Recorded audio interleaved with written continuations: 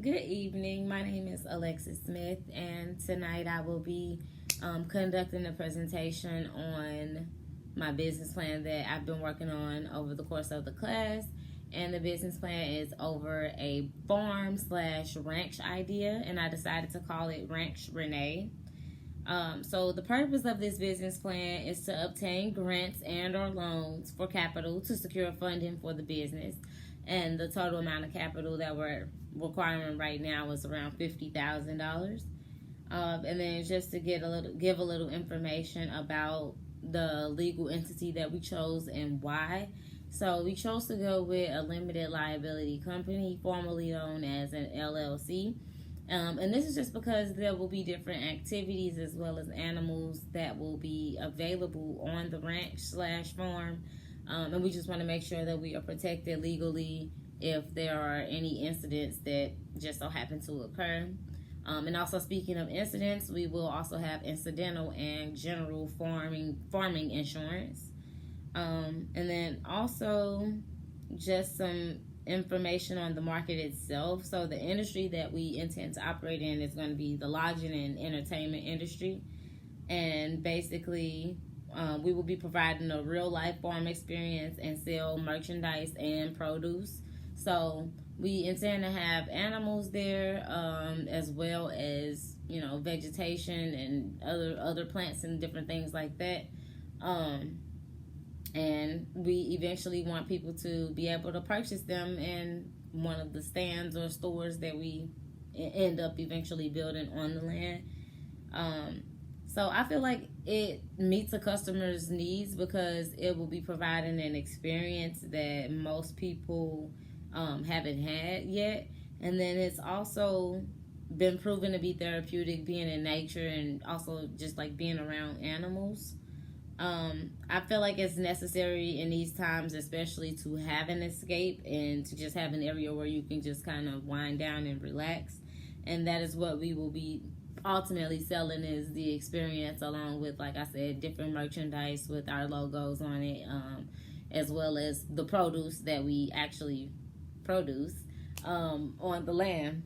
So the products and services are still in development, but we're considering a few things as far as merchandise goes. We plan to have a lot of things that you would typically buy for camping with our logo on it. So things like lighters, sleeping bags, sweaters, just different things, flashlights, bottle openers, things like that you would use when you are camping.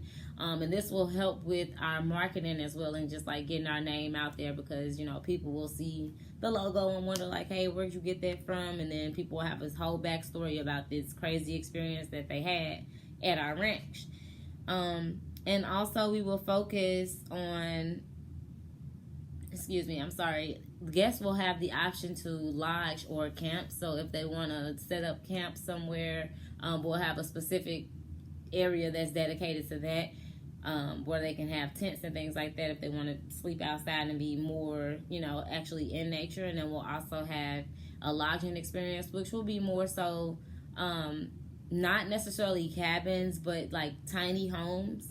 I wanted to kind of look like a community of like tiny homes or tiny villages and stuff like that too. I want everybody to have their own experience while they're there and just have like a intimate experience. And we'll also have triple wide mobile homes available for our larger families who want to bring their children along.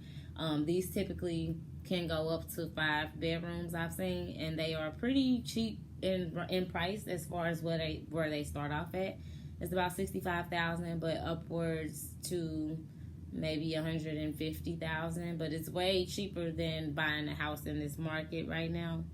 And then also, we just want to create a sense of community and like bringing everyone together and stuff like that. So that was another big thing for me since we'll have so many tiny homes throughout the land. I wanted to create a specific dining hall where everyone could come congregate and we can meet up and do different events, and then also to eat so that everyone can have the experience of bonding together and over campfires and just dinner and different meals as well.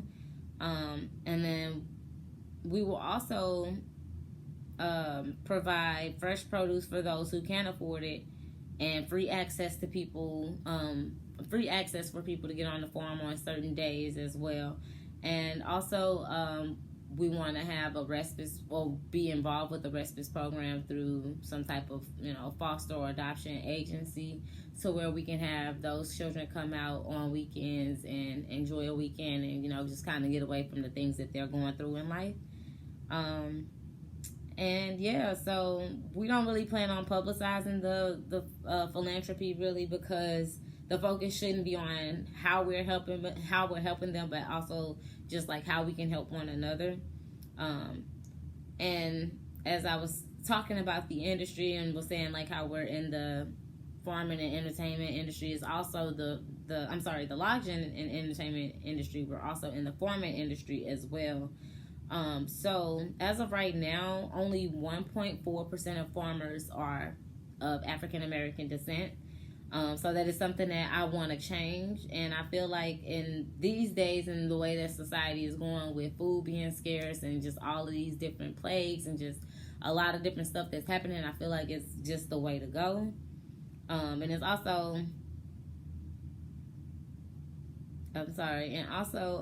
some anticipated trends that we have, or just like seeing more content being posted online, because when I look on websites like TikTok, it's hard to find that type of content where people are talking about farming, African American or Black people, or just any people of color really are talking about farming. And that was kind of disturbing, because TikTok is kind of like the modern day Google. You can go there and find anything. So to know that there wasn't anything there also made me recognize that there is a chance for a stream of income through creating that kind of content as well, and just giving other people hope through that content as well, that they could do it. And then just the location is going to be, so we have to take into consideration the climate and stuff like that, because like I said, we'll have animals. So if we are located in a place that's too wet, hot, or cold, it's a possibility that the crops won't grow. Or also, like I said, it plays a role in the activities that we'll have available, like horseback riding or ATVs, or even, paddle boating on the lake and stuff like that. So that does play a role in it. And then also, like I said, I typically want to start the ranch in Missouri, in the Ozark area, because that is a popular tourist area. And people do generally go out there to vacation, but it's not really for a farming type of experience. So I feel like if you can get that experience on a vacation, that would definitely attract a lot of people. And then also,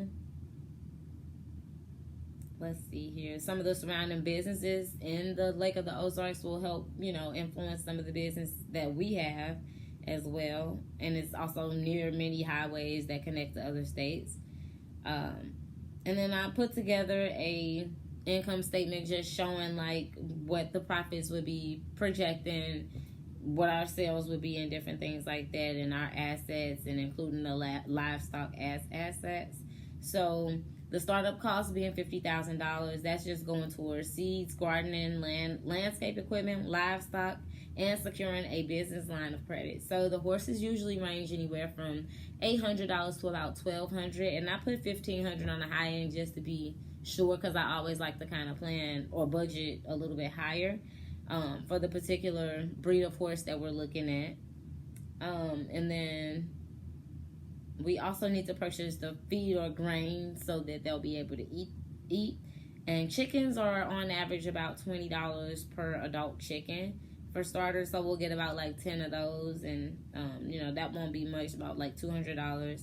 And then $25,000 will go towards 5 different banking accounts to establish a relationship, so that we can later ask for a loan from these corporations. So I was thinking like we can, put $5,000 in one business account, $5,000 in another one, and so until we're built up to that, the $25,000 has all been dispersed, and then we'll ask the bank for more money so that we can get loans and be able to purchase more stuff and more equipment.